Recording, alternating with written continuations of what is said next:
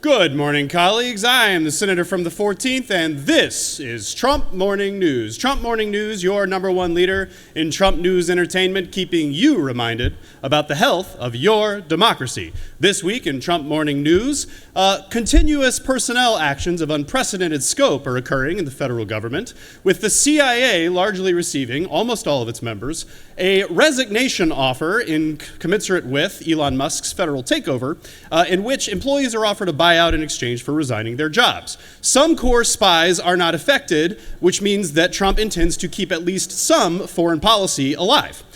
In other news, Trump's expansionist ambitions are back in focus, as President Trump suggested from the Oval Office that Canada be added to the United States as the 51st state of the Union. Reportedly, Canadian officials are opposed to this idea, with the ambassador coming out in what could be characterized as strong opposition.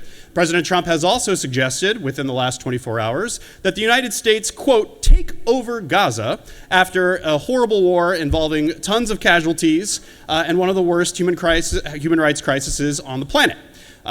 He reportedly wants to replace whatever's in Gaza now with a Riviera. That is a quote. Netanyahu calls it a fresh idea, while other countries repeat their historic opposition to taking in Palestinian refugees from their homeland. Trump suggested that all Palestinians be evacuated from Gaza. Here with critical commentary on today's news, we have our special guest, the Senator from the 14th. Senator from the 14th. So I'm trying to remember the campaign messaging.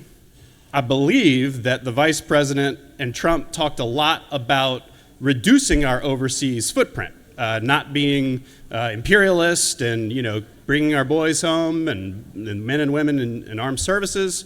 And focusing on ourselves. But I think what's happened is that Trump has said he wants to either take over or buy Greenland. He's now saying he wants to turn Gaza into another Trump hotel, essentially. And he's basically ignoring the decades of pain and suffering that have occurred in the Middle East and imposing a public policy on that area that's even less wise than Jared Kushner's. It's a pretty remarkable sequence of events. Haven't even brought up the CIA yet, but I guess if you needed to ask what do the CIA and the Gaza takeover and Canada takeover have in common, we have a new foreign policy in the United States that is dumber and more hostile. And we will see where that gets us. Now, some of you may say, Trump needs to be taken figuratively, not literally. Maybe he's just joking around. My question for my colleagues is, does Canada like our jokes? Does Mexico think these jokes are funny?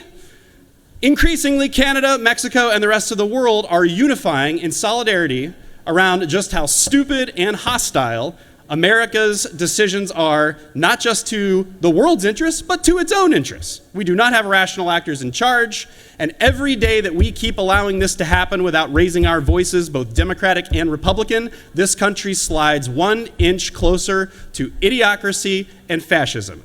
Not an overstatement. Well, that's all the time we have for our special guest, and it's all the time we have for Trump Morning News. As always, we remind you, your state legislators, there's nothing you can do directly about this, and there is nothing the Republican Party could have done in the last 20 years to prevent this from happening. Thank you for your time. I yield the well.